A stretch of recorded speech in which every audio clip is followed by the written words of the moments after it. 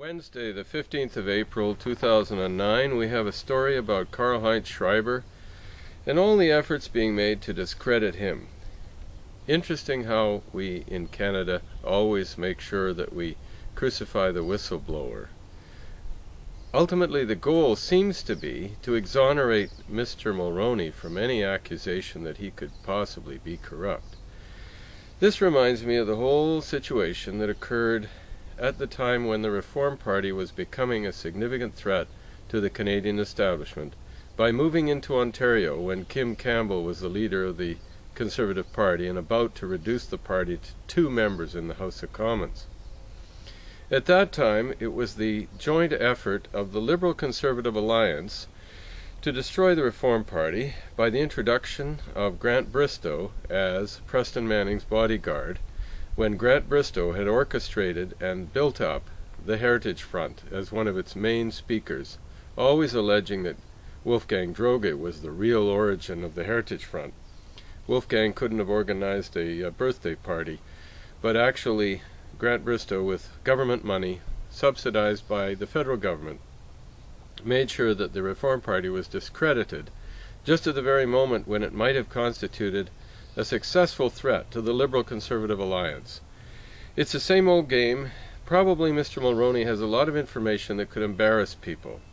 Probably Mr. Mulroney will be found to have received $300,000 for no particularly good reason from Karl-Heinz Schreiber, who can't be believed. Well, who got the money? And why did he get it? And we'll never find the answers to these questions because that's the Canadian way. We never do what they did in the United States in Watergate, and that is get rid of a corrupt president. We always find a way that the problem goes away because nobody knows the answer. It's all too confusing. It's like the end results of the Jacansky inquiry. It'll all be that, my goodness, there were just so many problems and nobody knows quite why, and nobody's to blame. That's Canada. That's the way the corrupt system works in central Canada. That's why the Reform Party could never penetrate Ontario and Quebec, because the Liberals and Conservatives own it. And when the people who are often critics of, and some of them very valid critics of this little commentary, have said, well, we really wouldn't want to be governed by Western Canadians because look what Stephen Harper has done. Stephen Harper joined the Central Canadian Party. Stephen Harper became the Central Canadian representative to the West and not the West's representative in Ottawa. This happens all the time.